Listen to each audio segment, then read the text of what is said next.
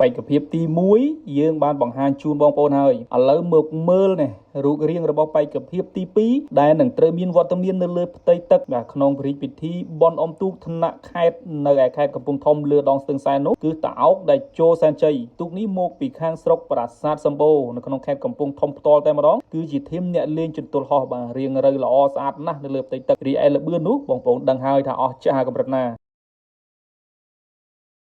ចេញមកបណ្ដើហើយបងប្អូនបាទបេក្ខភាពទី3ដែលនឹងត្រូវចូលរួមបាទក្នុងពិធីបុណ្យអុំទូកថ្នាក់ខេត្តនៅលើដងស្ទឹងសែនខេត្តកំពង់ធំនៅក្នុងឆ្នាំ2026នេះពរអណ្ដែតធិបតីសែនជ័យទូកនេះមកពីខាងវត្តបឹងខ្វែកស្រុកប្រាសាទសម្បូរទាំងល្បឿនទាំងគេឈ្មោះគឺល្បីល្បាញមែនទែនទាំងថ្នាក់ខេត្តនិងថ្នាក់រាជធានីបាទលេងគ្នាហើយបាទជួបគ្នានៅថ្ងៃទី25-26 ខែតុលាយើងនេះឯង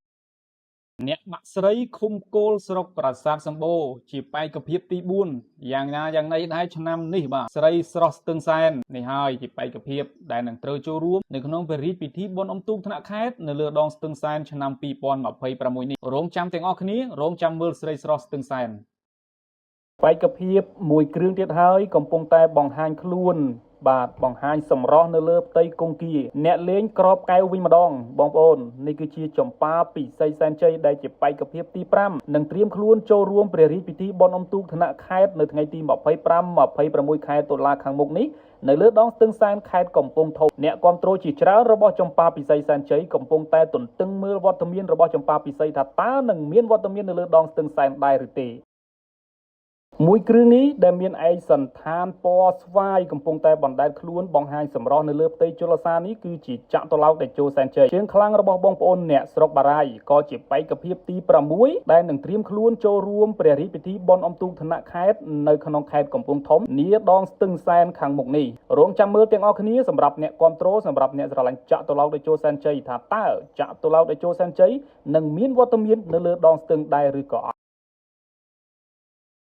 ទាំងល្អទាំងស្អាតទាំងឆ្នះជាបេក្ខភាពទី7ត្រៀមខ្លួនចូលរួមព្រះរាជពិធីបុណ្យអុំទូកថ្នាក់ខេត្តនៅថ្ងៃទី25-26 ខែតុលានៅលើដងស្ទឹងសែនខេត្តកំពង់ធំនេះគឺជាទូកដែលមានឈ្មោះថាដួងសូរិយាបុប្ផាស្ទឹងសែនបារមីក្តីដោត្រៀមខ្លួនរួចរាល់ហើយសម្រាប់ជួបបងប្អូនអ្នកគាំទ្រនៅលើដងស្ទឹងសែនខាងមុខនេះរងចាំជួបគ្នាសម្រាប់អ្នកគាំទ្រដួងសូរិយាបុប្ផាស្ទឹងសែនបារមីក្តីដោបាទហើយជាចុងក្រោយនេះគឺជាបេក្ខភាពទី1បងប្អូនបាទកំពុងតែឡើងគំនូមិនទាន់រួចរាល់ទេអញ្ចឹងហើយបានយើងមិនទាន់មានវីដេអូ